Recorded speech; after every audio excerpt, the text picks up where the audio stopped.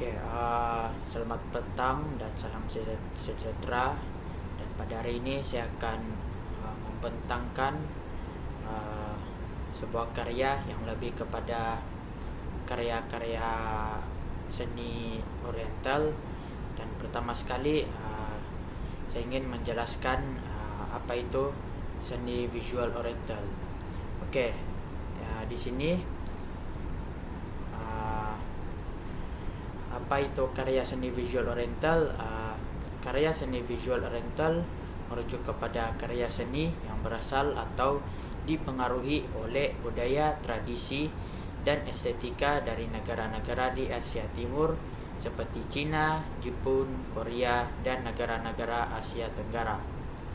Dan karya seni ini mencakup berbagai medium dan gaya termasuk lukisan, kaligrafi, cetakan kayu, ukiran, seramik, serta seni tekstil. Seni visual Oriental sering menekankan aspek-aspek alam, kehidupan harian, dan spirituality yang unik kepada budaya masing-masing. Seterusnya kita akan melihat ciri-ciri karya seni visual Oriental.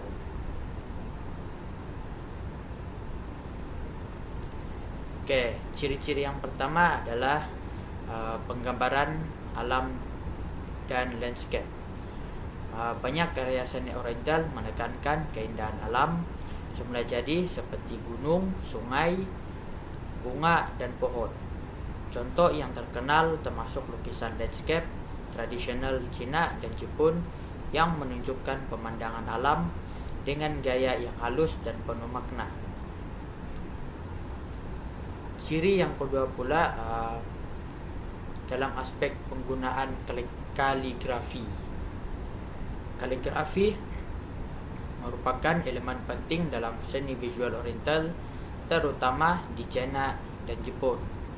Seni menulis aksara dengan gaya dan estetika yang unik dianggap sebagai bentuk seni yang tinggi. Ciri yang seterusnya adalah teknik cetakan kayu.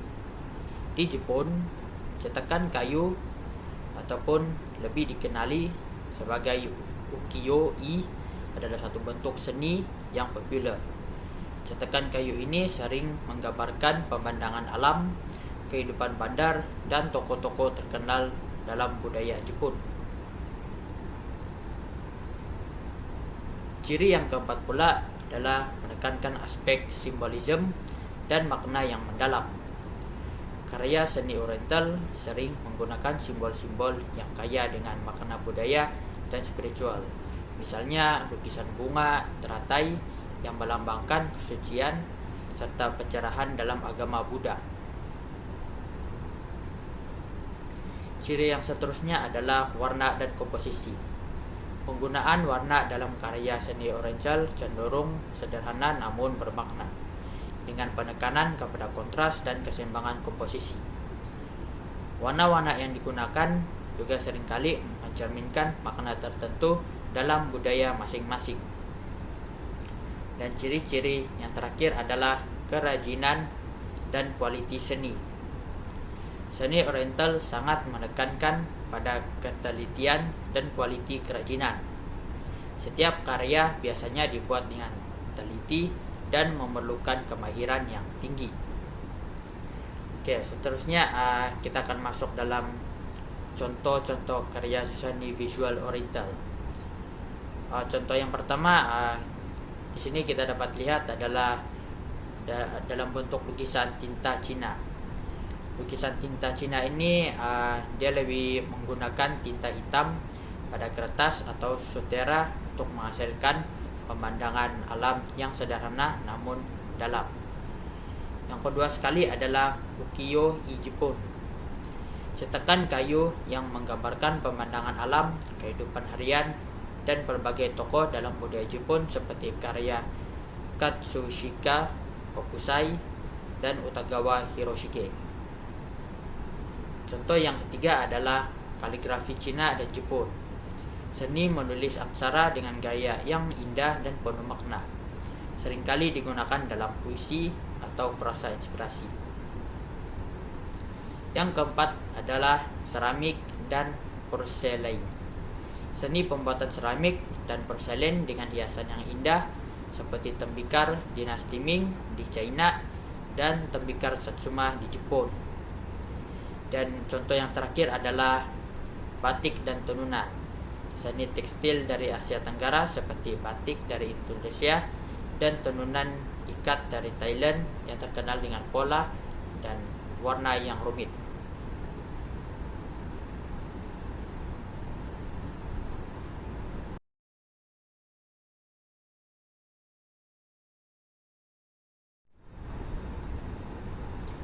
Oke, seterusnya saya akan masuk dalam karya seni ukiyo-e yang merupakan salah satu contoh dari karya seni visual oriental.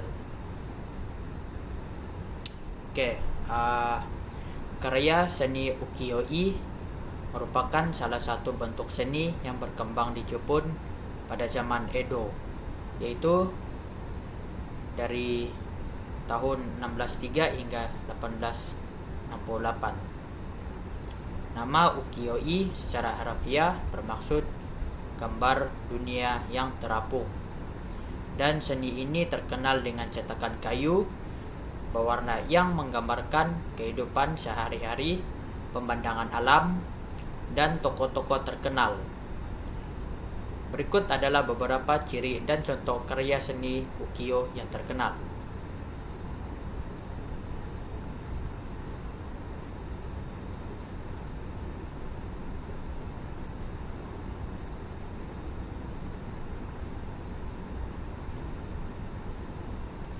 Oke, ciri-ciri utama ukiyo-e adalah yang pertama,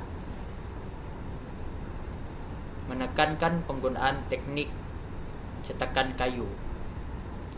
Ukiyo-e menggunakan teknik cetakan kayu di mana artis melukis gambar pada blok kayu yang kemudian diukir dan diwarnai untuk membuat cetakan.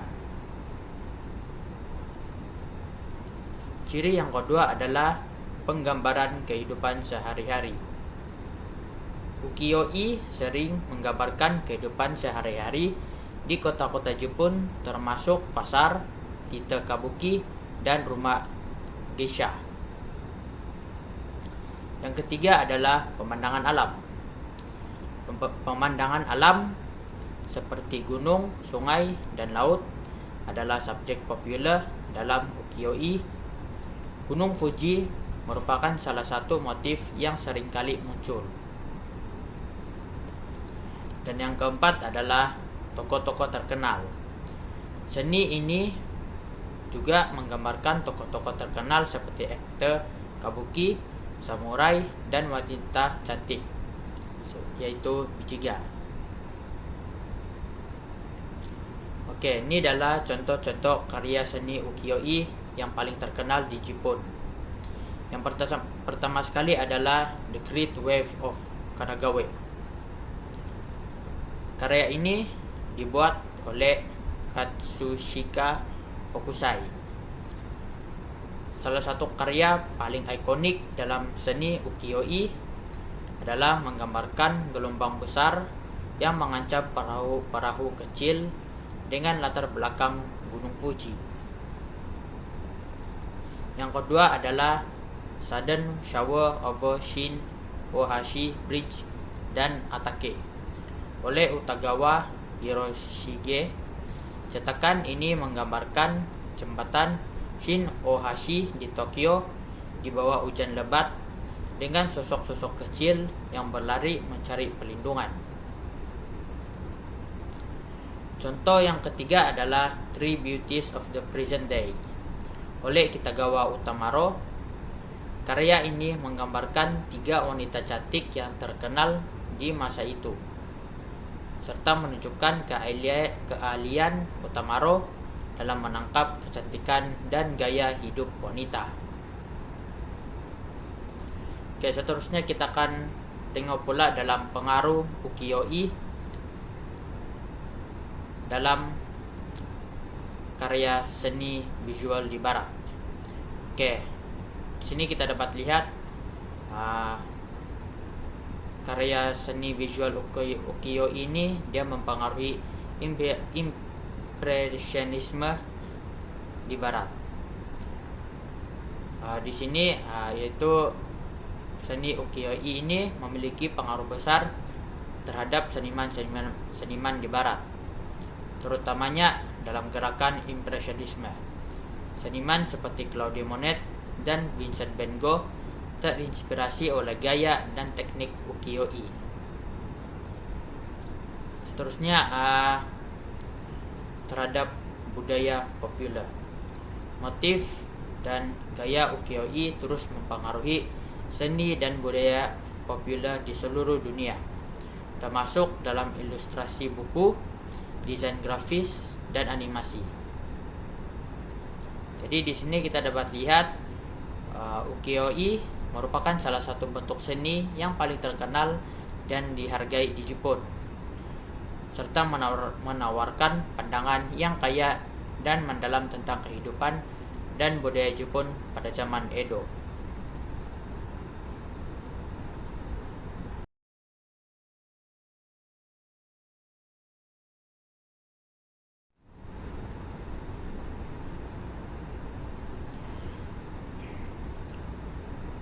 Ukiyo-i adalah salah satu bentuk seni terkenal dari Jepun yang berkembang pada zaman Edo, yaitu dari tahun 1603 hingga 1868. Karya-karya seni ini sering merujuk kepada lukisan dan cetakan kayu yang menggambarkan pemandangan, cerita rakyat, kabuki, serta kehidupan di bandar.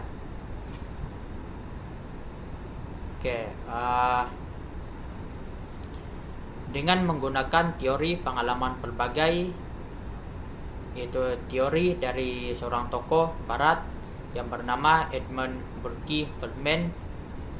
Di sini kita boleh mengkaji satu karya seni ukiyo dengan mendalam melalui deskripsi, analisis, interpretasi, dan penilaian.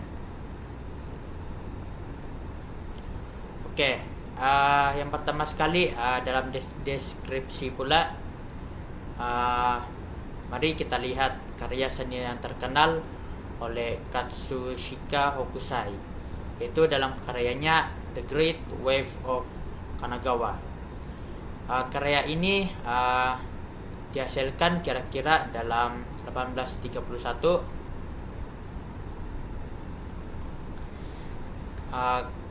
Karya ini menggambarkan gelombang besar yang hampir menenggelamkan beberapa perahu di perairan laut. Latar belakang dalam karya ini memperlihatkan Gunung Fuji yang kecil tetapi nyata, walaupun berada di jauh.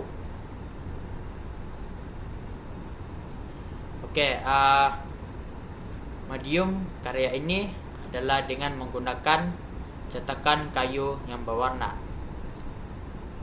Ukuran karya ini kira-kira dalam 25 cm kali 37 cm. Dan gaya karya ini lebih menekankan keindahan dunia yang menyenangkan tetapi sementara. Seterusnya kita akan masuk dalam aspek analisis. Yang pertama sekali adalah dalam aspek garis dan bentuk. Gelombang besar ini dilukis dengan garis melengkung yang dinamik serta menekankan kekuatan dan ancaman gelombang. Kontras antara gelombang besar dan Gunung Fuji yang kecil memberikan ketegangan pada visual. Seterusnya dalam aspek warna, karya ini menggunakan warna biru yang dominan dengan kontras warna putih pada buih gelombang dan warna gelap pada perahu. Gunung Fuji tampak samar dengan warna yang lembut. Yang terakhir adalah komposisi. Penempatan elemen-elemen dalam karya ini menimbulkan perasaan, gerakan, dan ketegangan. Gelombang yang besar mendominasi ruang, sementara perahu dan Gunung Fuji memberikan penanda skala. Seterusnya kita akan masuk dalam aspek interpretasi. Yang pertama sekali adalah makna kiasan. Dalam karya The Great Wave of Kanagawa sering diinterpretasikan sebagai simbol kekuatan alam yang besar dan tidak dapat diramalkan. Gelombang yang besar boleh diambil sebagai lambang ancaman dan cabaran yang dihadapi oleh manusia. Dalam konteks budaya pula, pada zaman Edo, Jepun melalui periode isolasi dan kestabilan. Namun, karya Hokusai ini mungkin mencerminkan ketegangan yang dirasakan di antara kestabilan politik dan kekuatan alam yang tidak terkawal. Seterusnya adalah reaksi emosi. Karya ini mungkin menimbulkan rasa kagum dan sedikit ketakutan karena penggambaran kekuatan alam yang besar yang mengancam kapal-kapal kecil. Dalam aspek yang terakhir adalah penilaian. Kepentingan artistik, The Great Wave of Kanagawa dianggap sebagai karya agung dalam seni ukiyo-e dan memberikan sumbangan besar kepada seni dunia. Karya ini menunjukkan kemampuan Hokusai dalam menggabungkan teknik cetakan kayu dengan pemahaman mendalam tentang alam. Seterusnya dalam aspek relevansi dan pengaruh. Karya ini bukan saja penting dalam sejarah seni Jepun, tetapi juga memberi pengaruh kepada seni Barat, terutama dalam gerakan impresionisme dan post-impresionisme. Dalam aspek terakhir pula, quality estetika. Karya ini dinilai tinggi karena keseimbangan komposisinya, kejelasan garisan, penggunaan warna yang bijaksana, serta kebolehan untuk menimbulkan reaksi emosi yang kuat. Kesimpulan, dengan menggunakan teori pengalaman berbagai Edmund Berg-Feldman, kita dapat melihat betapa kompleks dan bernuansanya karya seni ukiyo-e seperti The Great Wave of Kanagawa ini. Analisis yang teliti membantu kita memahami bukan saja aspek visual, tetapi juga makna budaya dan emosi yang terkandung dalam karya tersebut. Itu saja daripada saya. Sekian dan terima kasih.